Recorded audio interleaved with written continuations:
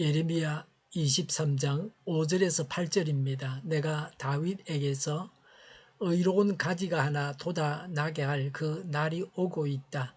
나 주의 말이다. 그는 왕이 되어 슬기롭게 통치하면서 세상의 공평과 정의를 실현할 것이다.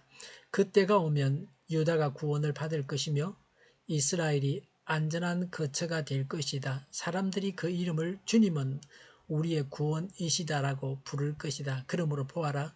그 날이 지금 오고 있다. 나 주의 말이다. 그때에는 사람들이 다시는 이스라엘 백성을 이집트 땅에서 이끌어내신 주의 살아 계심을 두고 맹세하지 않고 그 대신에 이스라엘 집의 자손이 쫓겨가서 살던 북녘 땅과 그 밖의 모든 나라에서 그들을 이끌어내신 주의 살아 계심을 두고 맹세할 것이다. 그때에는 그들이 고향 땅에서 살 것이다. 아멘.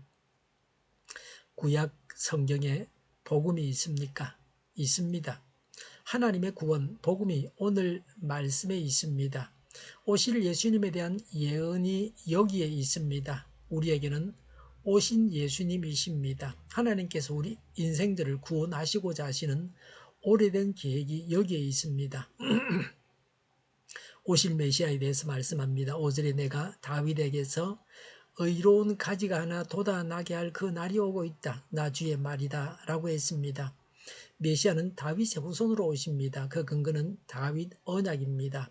사무엘하서 7장 8절부터 16절입니다. 그래서 마태복음 1장 1절에서 예수님을 아브라함과 다윗의 자손이라고 합니다. 다윗 왕가는 몰락했습니다.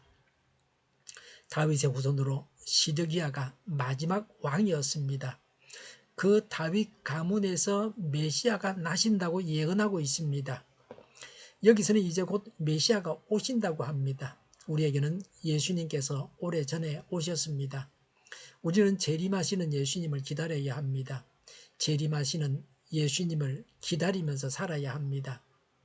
예수님의 통치에 대해서 말씀합니다. 5절에 그는 왕이 되어 슬기롭게 통치하면서 세상의 공평과 정의를 실현할 것이다 라고 했습니다.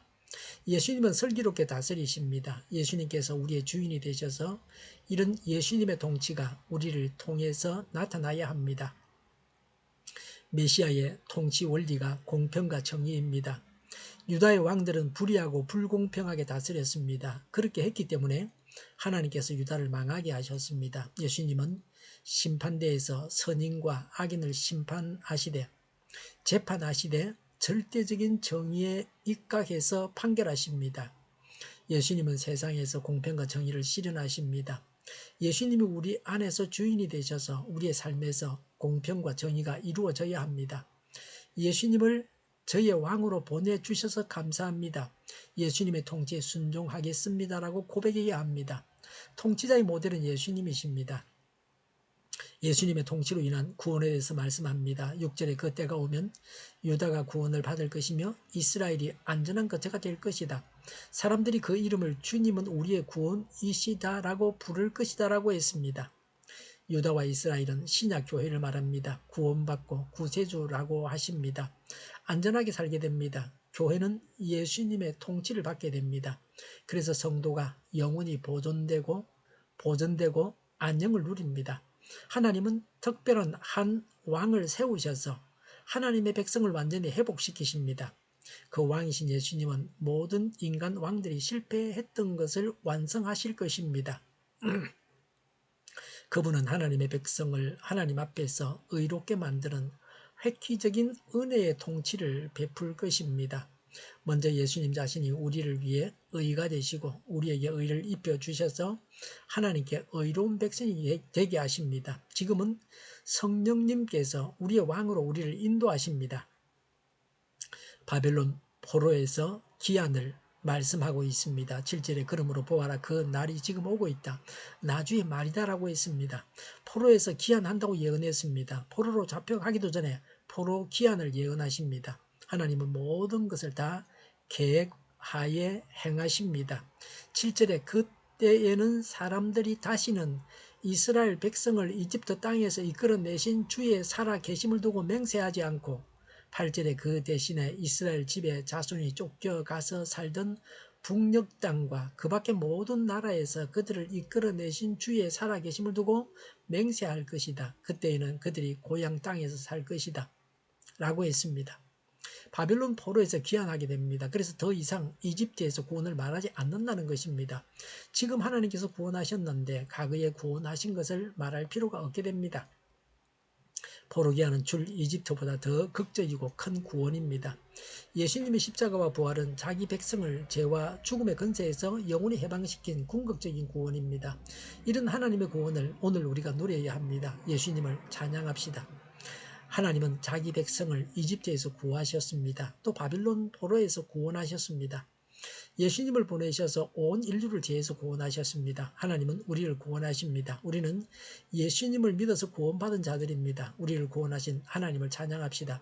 기도하겠습니다. 구원받게 하심을 감사드립니다. 오늘도 하나님께서 주신 천국에서 생활하게 하옵소서. 우리 자신으로 인해서 우리의 주변이 천국으로 변하고 세상 사람들이 천국을 보게 하옵소서. 오늘도 하나님의 백성으로 살게 하옵소서. 하나님을 찬양하고 하나님을 의지합니다.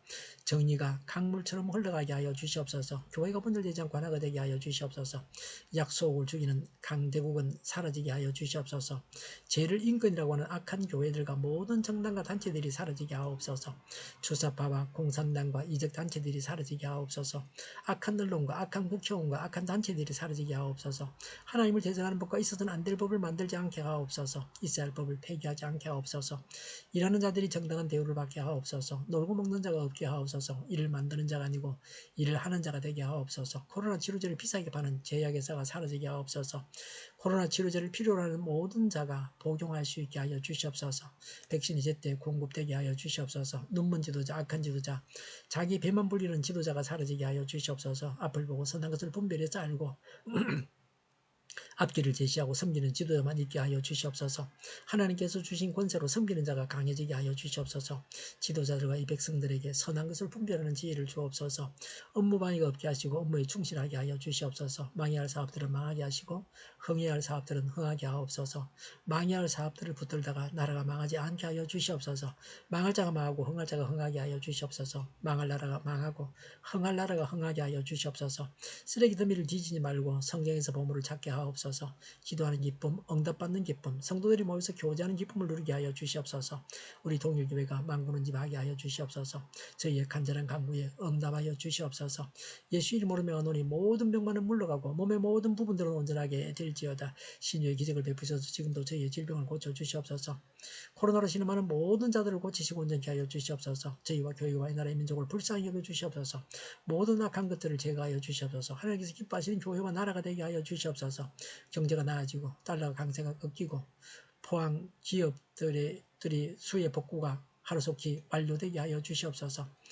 자제비가 인하되고 출산의 기쁨을 누리게 하여 주시옵소서. 맑은 공기를 늘 허락하여 주시옵소서. 학생들에게 지혜를 더하시고 앞서가게 하시며 합격의 영광을 누리고 진로가 열려지게 하여 주시옵소서. 오늘도 하나님 안에서 차고 넘치는 삶, 복된 삶을 살게 하여 주시옵소서. 감사와 찬양을 주님께 돌려드리며 예수님의 이름으로 기도하옵나이다. 아멘.